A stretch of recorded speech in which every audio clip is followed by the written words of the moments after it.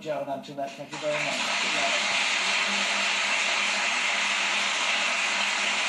Wonderful story. Now, she's been awarded an Obie by the Queen and has both an Emmy and a BAFTA to her name, but more recently, you'll recognise her as Sister Julienne on 1950s drama, Call the Midwife. Sister, from our letters and our visits, you probably know more about life in an artist's house than I do. So please, what is it you can say to me now that you couldn't say in a letter? I've been lying, sister.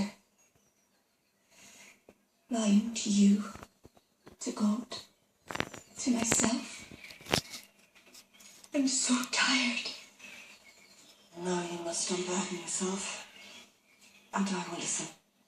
Please welcome Jenny Agutter.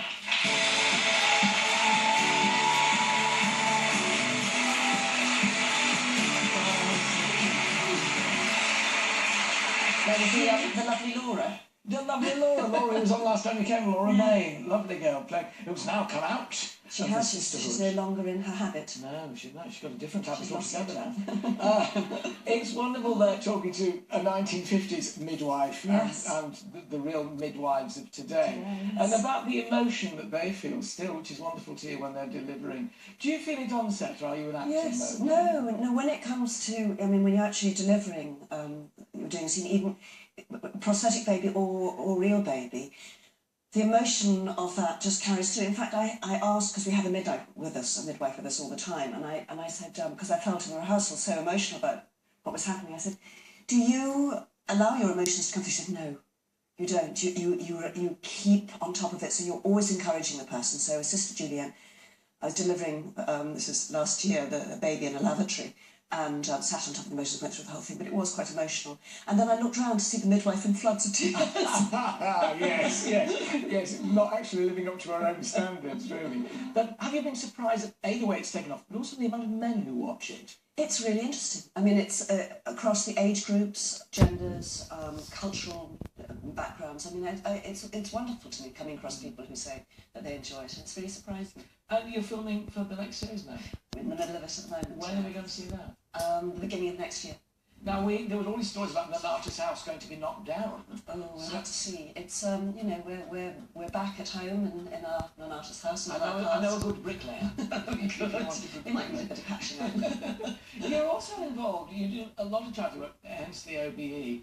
And tell me about this latest project, which is Challenging the Unchallengeable. It's actually, I was asked to make a little film. And if you think about, you know, you're talking about the wonderful moment of birth and a child is there and arrives, and everybody's full of joy, and then something goes wrong, and you find yourself with a child who's failing to thrive, as they call it, and then it takes ages to find out, and then you suddenly find out that it's a rare disease, something that only 1 in 2,000 people have, and it takes a while to find out. The health workers don't know about it, the GP doesn't know about it, and then when you finally do the tests and you find out more about it, there's no one to turn to, no one, you know, to help you.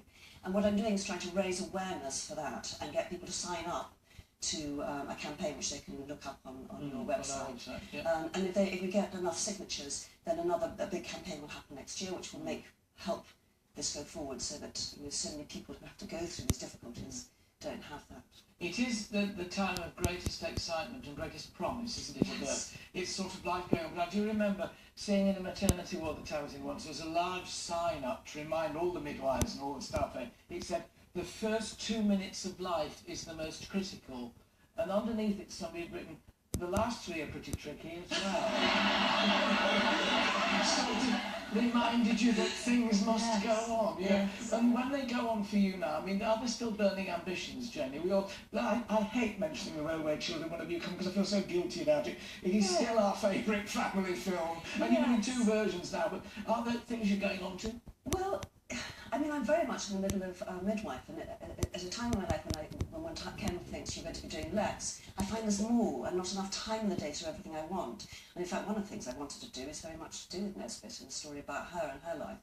Well, that's a very good story, because she was quite a character, wasn't she? She's very interesting, yes. I mean, she always created the stories that she wrote best from a child's point of view, like the Railway Children and the story of the amulet and everything, are about perfect families, and hers was far from perfect.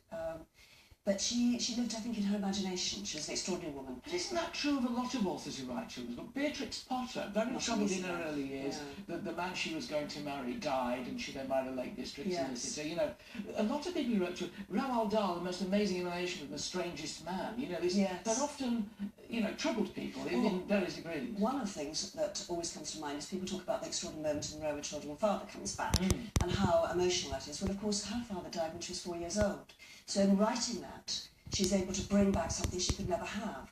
And it's why that yearning is really there. When you read the book, it's very, very touching. It's a wonderful moment because of her desire to have her father present in her life. And people do fulfil that, I think, as writers and things. That makes that moment even more poignant. My girls laugh at me because whenever we watch, I have 2 daughters, and whenever we watch the film, at that moment when the smoke comes on the station platform, Dad leaves the room. And I remember the 3 words, and I don't want you to say them now because they'll finish me off. And my daughters engraved them on an oak spoon and gave it to me. So I shall always have that line with me. It's wonderful. It's lovely to talk to you. And you. On the programme. Good luck with all your projects.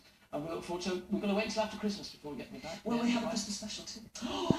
Wonderful. Get your tissues out. Find out more about the Challenge the Unchallengeable campaign on our website, itv.com/. And for now, my thanks, as ever, to Jenny Agutter.